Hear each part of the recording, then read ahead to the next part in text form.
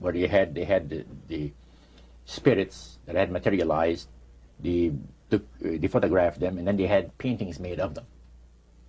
And there was probably about maybe 100 of those around the place. Sort of like a shrine? Yeah, and underneath there was a little altar where you have incense and things that they would use in their prayer sessions and things like that, devotions to certain spirits.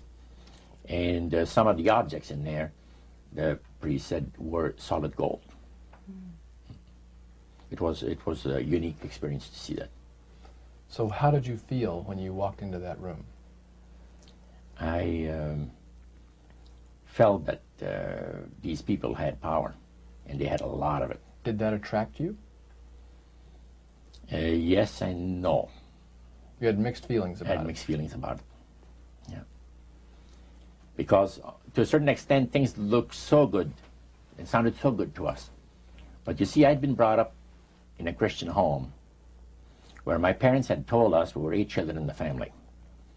And especially the older ones, you know. My dad says, well, you know, if you get involved in wrongdoing, you're going to have to pay the price. There's always a cost for everything in this world.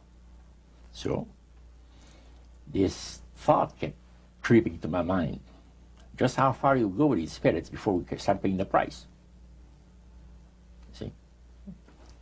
So it made you just a little bit nervous. Oh, yes. But yet you kept going back. Oh, there was no way out. Because that's what we were told. You knew at that time. Yeah. So you were moving forward more on fear. More on fear, yes. Because the high priest said that the master had special plans for us in our lives. And that no one ever went into this society unless they were invited by the spirits. See, so that was made very clear. And he also expressed to us the danger, explained to us the danger of going against the will of the spirits. And he mentioned about this one man and his wife that live in a fireproof building in Montreal. The place burned right down within a minute. He was one of their members that had decided that, well, he wanted to think things over. He was not going to get initiated at a time that the spirit said he would like him to be initiated into the society. So in reality, Roger, you were chosen by high-powered demon spirits to be a part of their human, special, privileged group. You see, these people in Montreal, the society, like the priest mentioned, there's thousands of spirit worshippers in only different societies of spirit worshippers in this world. But he says, we are the elite. We know the real truth about the master and his angels. And they are not hideous-looking beings. They are gorgeous creatures. And from the paintings that they had on the wall of the walls of that worship room, they were unique beings. Especially there was a painting full size, full-length painting of the fallen Lucifer above his altar. And that was very fascinating, because he looked like a man of great intellect, high forehead, the way that he looked with his eyes, the way he had the eyes looking. It gave you a depth of perception of somebody that is very, very knowledgeable and powerful. Powerful, yeah. So Roger, this high priest that you talked about, he is the one that ushered you down into the worship room. Was he also the one that led out in the praise sessions that you talked about? Yes, and he had an assistant also, another priest. Okay. Now, when you would go to these praise sessions, what kinds of things happened at those sessions? Well, there's a lot of success stories. Positive mental attitude kinds of things? Well, yes, a lot of success stories. The masters has done this for me and that for me. I remember one lumber dealer, he had like half a dozen different operations in the province of Quebec. And everything that he touched seemed to turn to money. You know? And he was telling about it. And then there's this other person that was a clairvoyant that would work only for the wealthy people, only for the super wealthy. He says, I have the know-how, they have the means, let them pay. So he advised in business transactions. They would come to him and say, listen, I look at this deal that I might get, you know, this factory or whatever it is, like, because this person was interested in industrial real estate, see.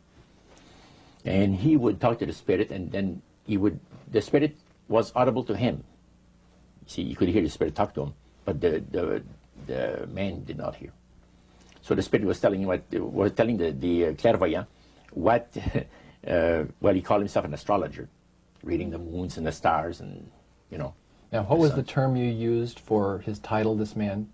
Clairvoyant. Clairvoyant. Oh, clairvoyant. Clairvoyant. Okay. Yes, and it was interesting. This person stood up and says, I had a nice little experience last week. And he says, the master, he says, they take care of you. This lady and her husband brought him, to this astrologer, a bundle of money. They said, this is the deal that you... And he works at only on percentages. Only on percentages. He doesn't work for set amounts of money. Only percentages of what the people are going to make. So he said, they brought me a substantial amount of money. And they were very happy with it, and I thought it was very reasonable. But then my guide, spirit, says, ask them when they're going to give you the other $1,700 that is really yours. And he says to the folks, I would like to know now, before we leave here, when will you have the $1,700 to give me? That makes up my part of, you know, rightful part of the deal.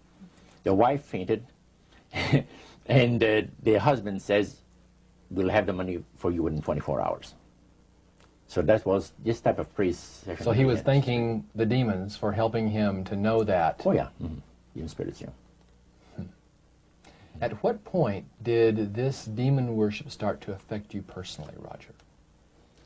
Well, it wasn't too long that the priest mentioned to us that the time had arrived for us to start trusting the spirits and give the spirits a chance to work for us. And there was a number of gifts that you could choose from, you see.